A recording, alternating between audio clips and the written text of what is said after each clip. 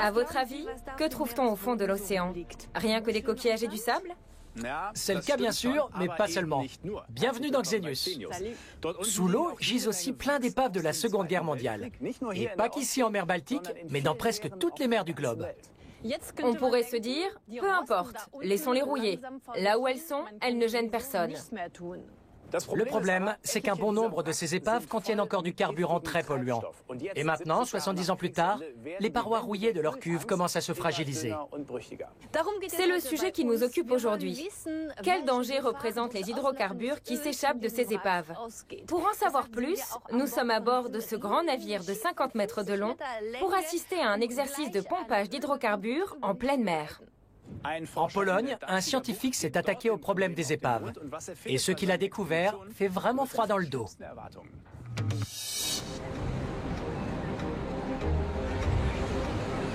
La baie de Gdansk, la Riviera polonaise, est réputée pour ses longues plages de sable fin. Mais une menace invisible plane sur ce paradis pour vacanciers. Un navire scientifique missionné par l'Institut maritime de Gdansk a fait une découverte inquiétante non loin de la côte. À la tête de l'expédition, Benedikt Hack, un chercheur connu des autorités polonaises pour aborder les sujets qui fâchent. Certains fonctionnaires sont loin d'être enchantés par notre travail. Mais nous ne le faisons pas pour leur plaire ou aller dans leur sens. Nous nous sentons investis d'une mission. Le danger qui menace la baie de Gdansk est invisible à l'œil nu. Il se trouve sous l'eau. Le navire balaie le fond plat de la mer à l'aide d'un sonar.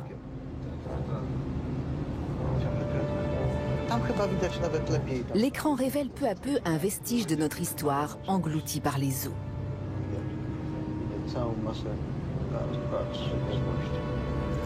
C'est l'épave du Stuttgart, un navire hôpital allemand de près de 170 mètres de long. Il a été coulé par un bombardier américain lors de la Seconde Guerre mondiale.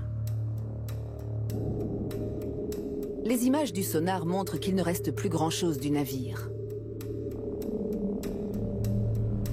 Dans les années 50, les parties métalliques de l'épave ont été remontées à la surface pour être revendues. La surface de la Baltique est calme, mais le danger est bien là, tapi au fond de la mer.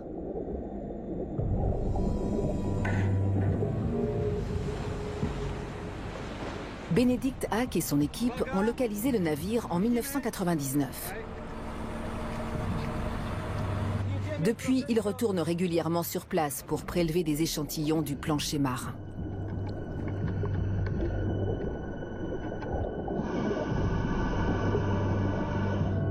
À la remontée des premiers échantillons, on comprend les craintes des chercheurs polonais.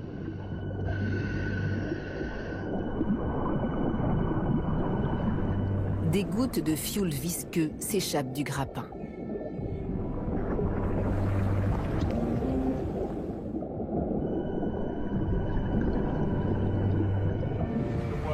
Les scientifiques ont déjà prélevé plus de 1000 échantillons autour de l'épave.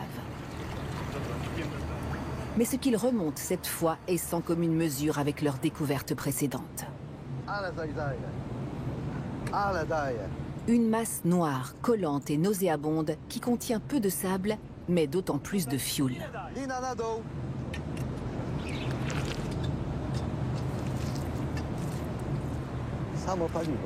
Bon sang, c'est quoi tout ce carburant?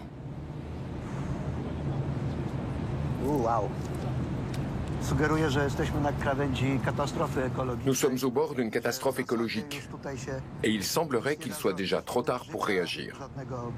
Cette substance a éliminé toute vie marine dans la zone.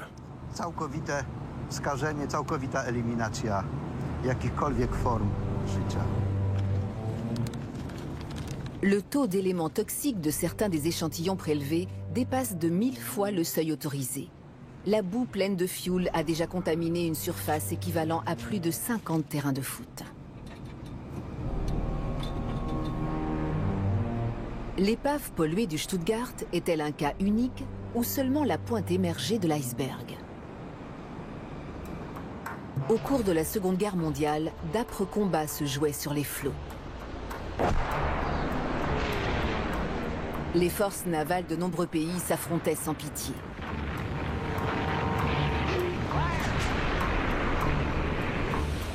Particulièrement redoutés, les sous-marins allemands, surnommés les loups gris, chargés de torpiller les navires de ravitaillement ennemis. Mais combien de navires ont-ils été envoyés par le fond à l'époque? Et combien de ces épaves présentent-elles le même risque que le Stuttgart aujourd'hui?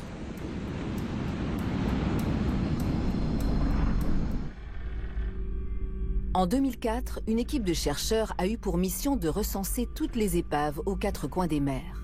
Un vrai travail de détective dans les archives et dans les banques de données. N'ont été inventoriées que les épaves des grands navires les plus modernes, équipés d'un moteur à combustion. Le résultat est éloquent.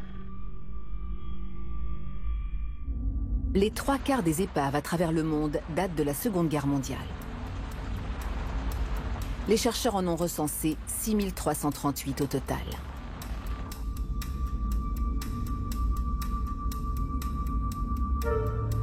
Ce ne sont pas les épaves elles-mêmes qui posent problème, mais les presque 15 millions de tonnes de carburant et d'huile à moteur qui pourraient encore se trouver à bord.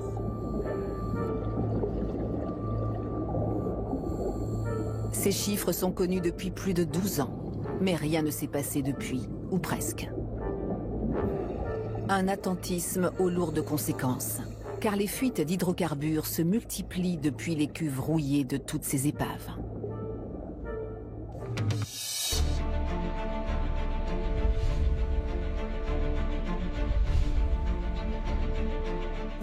Lorsque les hydrocarbures qui s'échappent des épaves remontent à la surface, c'est aux spécialistes d'intervenir à bord de navires spéciaux. Et nous sommes sur l'un de ces navires anti-marée noire. Capitaine Kouras, merci de nous accueillir. Fait-on aussi appel à vos services lorsqu'il s'agit de fuel provenant d'épaves abandonnées? Oui. En cas de fuite détectée à la surface, on nous appelle et avec notre navire, on essaye de pomper la nappe d'hydrocarbures. Quelle est pour vous la principale difficulté lors de ces interventions?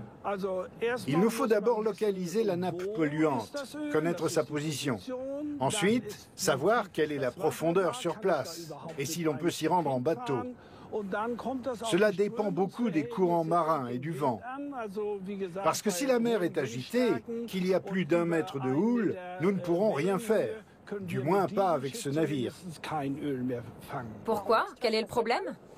Pour commencer, il serait trop difficile de mettre à l'eau le dispositif de récupération. En plus, le fuel échapperait à l'écumeur. C'est le nom de ce système. C'est ce machin jaune là? C'est ça. En cas de forte houle, les vagues et la nappe d'hydrocarbures passeraient par-dessus. Donc ce serait peine perdue. Et le navire, comme le matériel, risquerait des avaries.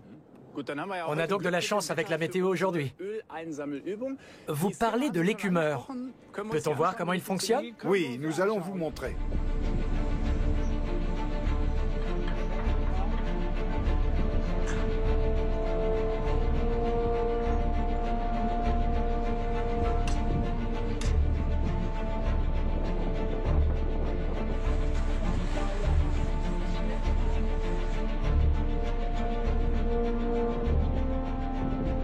En cas de marée noire, il vous faudrait pomper les hydrocarbures à la surface. Comment vous y prenez-vous pour cette opération? Là, nous sommes dans la position idéale, face au vent, en naviguant lentement pour piéger la nappe dans l'écumeur. Sa forme est conçue pour guider l'hydrocarbure jusque dans ce puits, où il sera aspiré par une pompe spéciale dotée d'une capacité de 130 mètres cubes d'eau par heure. Le mélange atterrit enfin dans un séparateur. L'eau est alors rejetée à la mer. L'hydrocarbure, lui, est stocké dans nos réservoirs. La meilleure méthode est donc de faire du surplace avec le navire, pas d'avancer.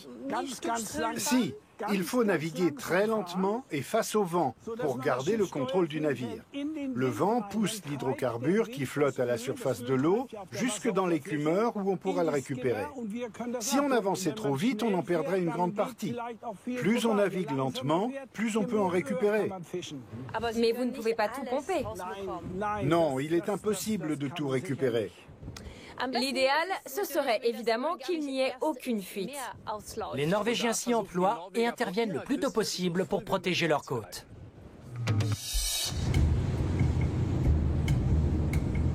Hans-Peter Mortensholm est chargé de surveiller toutes les épaves près des côtes norvégiennes. Aujourd'hui, c'est au tour d'un navire allemand coulé lors de la Seconde Guerre mondiale.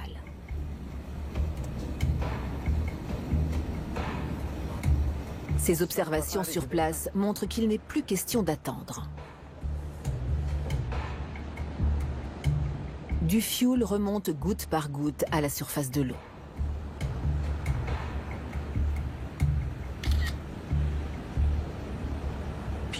Je pense que les Norvégiens qui habitent sur la côte sont habitués à voir des taches d'hydrocarbures remonter des épaves. C'est la conséquence tardive de l'invasion de la Norvège par les troupes allemandes en avril 1940. La marine de guerre allemande perd alors un tiers de sa flotte de guerre.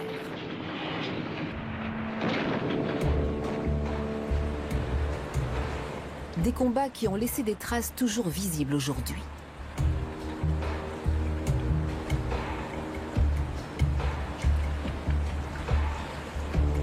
Certains navires allemands se sont échoués directement sur la côte, comme le Georg Thiele, un contre-torpilleur.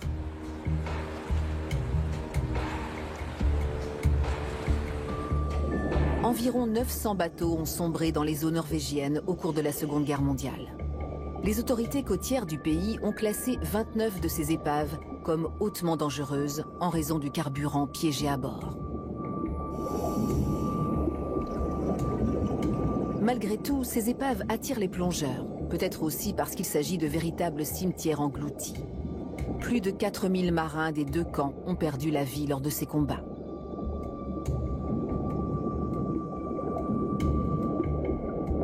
Mais la plupart des plongeurs ignorent que ces épaves, d'où s'échappent sans arrêt des hydrocarbures, sont aussi des bombes à retardement pour l'environnement.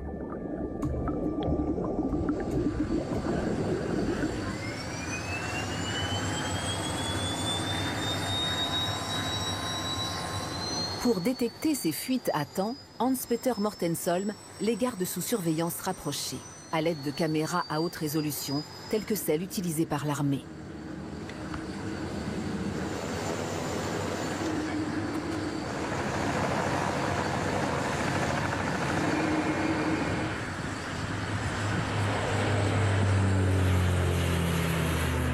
Au moins une fois par semaine, le spécialiste et son équipe survolent toutes les épaves classées comme dangereuses.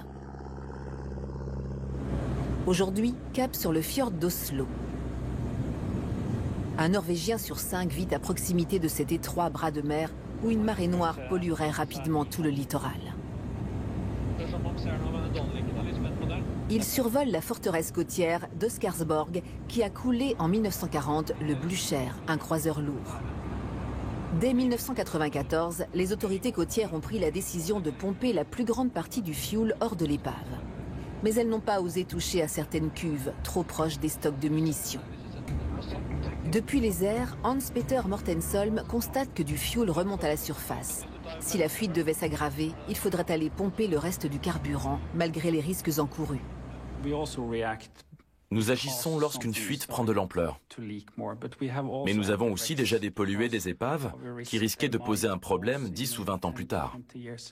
Nous intervenons maintenant à cause de la corrosion, car dans 10 ou 20 ans, il pourrait être trop tard pour toucher à l'épave.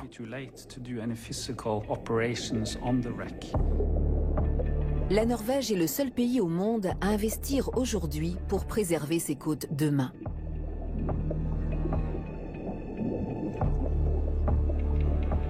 Selon la salinité, la profondeur et la température de l'eau, les parois des cuves de fioul s'affinent de 0,5 à 2 mm par décennie. Cela semble peu, mais cela s'accumule avec le temps.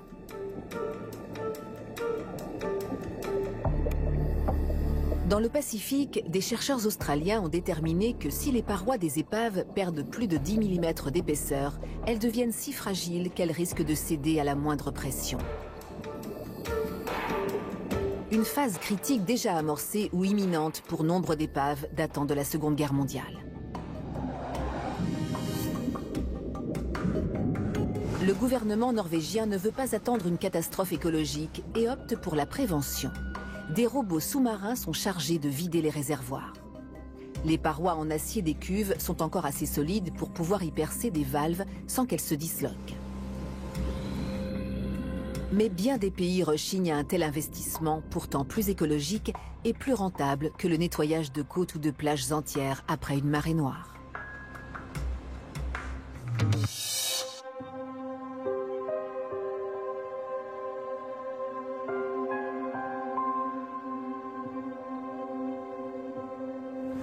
Les Norvégiens connaissent donc précisément l'état des épaves qui gisent au fond de leur fjord. Et en Allemagne, qu'en est-il? Nous sommes toujours sur le Vilm avec Thomas Delling, directeur du service d'hydrographie de l'Office fédéral de la navigation maritime et de l'hydrographie. Que sait-on des épaves situées à proximité des côtes allemandes? Dans le cadre d'une vaste campagne d'hydrographie, nous inspectons régulièrement les fonds marins. Nous mesurons la profondeur de l'eau, la structure des fonds marins et leur état. L'une de nos missions consiste à rechercher des épaves ou des obstacles sous-marins pour savoir ce qui repose au fond de l'eau.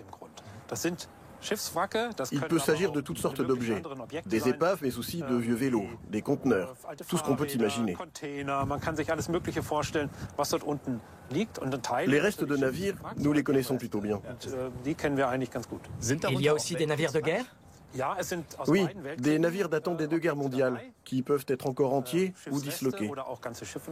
Nous les connaissons et nous savons qu'actuellement, aucun d'entre eux ne présente de fuite d'hydrocarbures. Vous dites actuellement. Quelle est la fréquence de vos contrôles? Cela dépend largement de la dangerosité de l'épave. Nous avons établi une classification du danger potentiel, ce qui va déterminer la fréquence de nos examens. Certaines épaves seront contrôlées une fois par an, d'autres tous les 25 ans, et d'autres ne nécessitent plus aucun contrôle. Et en quoi consistent ces contrôles? Il s'agit de se rendre sur le site de l'épave pour l'examiner. Si nous constatons qu'il s'en échappe des hydrocarbures, nous informons les autorités compétentes. Capitaine Kouras, supposons qu'une épave a été classée comme dangereuse à cause du carburant restant dans ses cuves. Imaginons qu'elle commence à fuir et qu'on fait appel à vos services. Que se passe-t-il alors? Pour commencer, il nous faut la position exacte de l'épave pour savoir si nous pouvons nous rendre sur la zone. Nous vérifions aussi la profondeur de l'eau. Puis, nous allons sur place. Quelles autres informations vous sont nécessaires? La description de l'épave est essentielle. Quel genre de navire est-ce? Quelle est sa longueur, sa largeur? Comment repose-t-il au fond? Nous devons aussi savoir dans quelle cuve il reste du carburant. C'est le troisième point, les huiles à moteur. Quel type d'hydrocarbures contient-il? Du gazole, du fuel, de l'huile hydraulique? Il peut y avoir toutes sortes d'hydrocarbures à bord. Et que se passe-t-il s'il faut aussi pomper le carburant dans l'épave? C'est là que le centre opérationnel pour les avaries maritimes intervient. Il s'occupe de problèmes survenant en mer, comme les marées noires, les collisions, les incidents chimiques. Leurs spécialistes se chargent de cette opération. Merci pour toutes ces informations, capitaine Kouras. C'était un plaisir. Il n'y a pas que les côtes européennes qui sont truffées d'épaves. Les États-Unis ont le même problème. Voyons maintenant comment on gère la situation de l'autre côté de l'Atlantique. La NOAA, l'Agence américaine d'observation océanique et atmosphérique, s'inquiète de la multitude d'épaves en mer et de la quantité de carburant qu'elles renferment encore.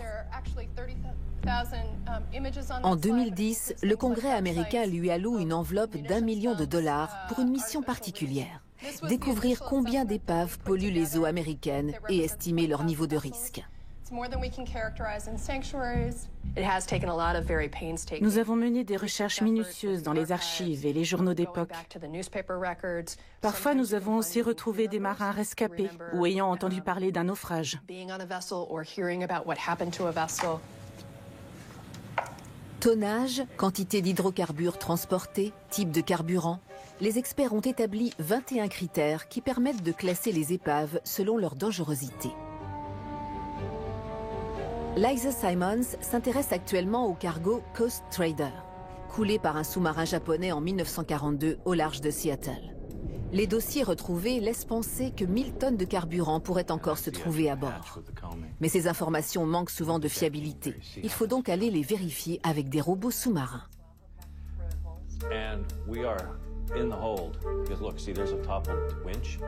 Dans le cas du cargo, la torpille a fait bien plus de dégâts qu'on le croyait.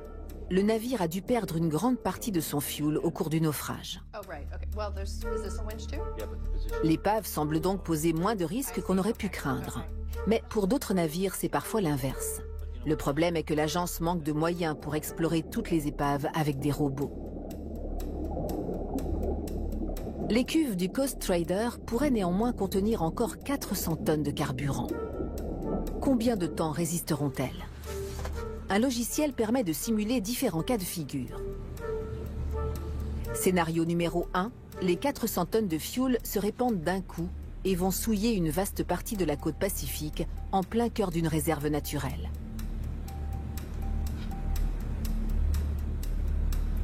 Au total, 200 scénarios sont étudiés, en modifiant des paramètres comme le sens du vent ou l'importance des fuites, afin d'estimer le risque au plus juste.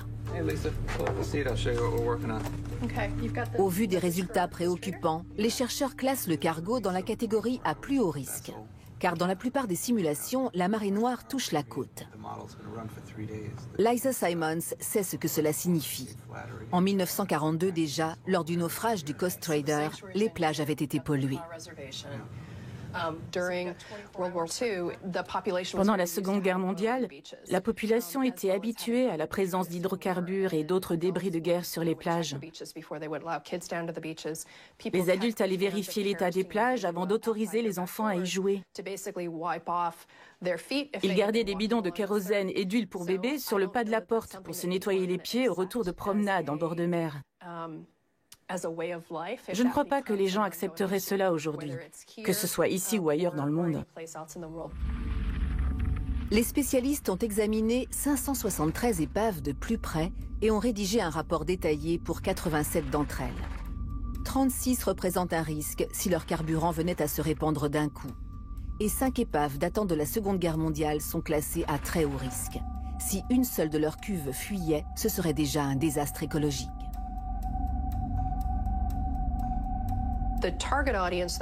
Nos rapports sont destinés à la garde côtière américaine. Nous lui indiquons quelles épaves se trouvent dans les eaux territoriales, ce que nous avons constaté et lesquelles mériteraient une surveillance active. Mais c'est à elle de décider si elle veut procéder à un examen sous-marin et éventuellement dépolluer l'épave. Pourtant, les gardes-côtes américains ont à peine réagi. À ce jour, ils n'ont examiné aucune des épaves classées à haut risque dont le carburant attend toujours d'être pompé. Ils préfèrent attendre et intervenir seulement en cas de fuite avérée.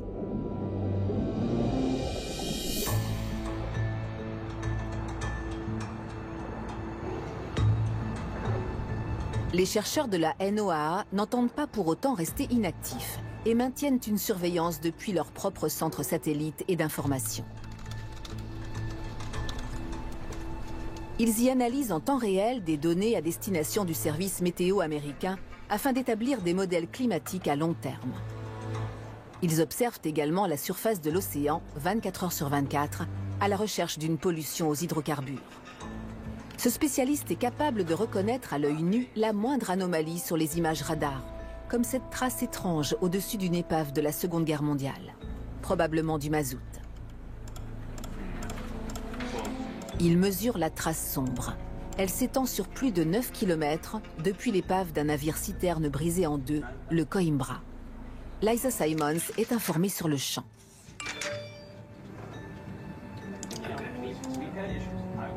Des nappes d'hydrocarbures sont régulièrement observées au-dessus de l'épave. Et pourtant, les gardes-côtes ne prévoient toujours pas de la dépolluer car elle se situe à 50 km des côtes. Pour l'instant, les hydrocarbures se dissolvent dans l'océan, mais une fuite importante pourrait toucher New York. Un risque qui ne semble pas inquiéter outre mesure les autorités américaines.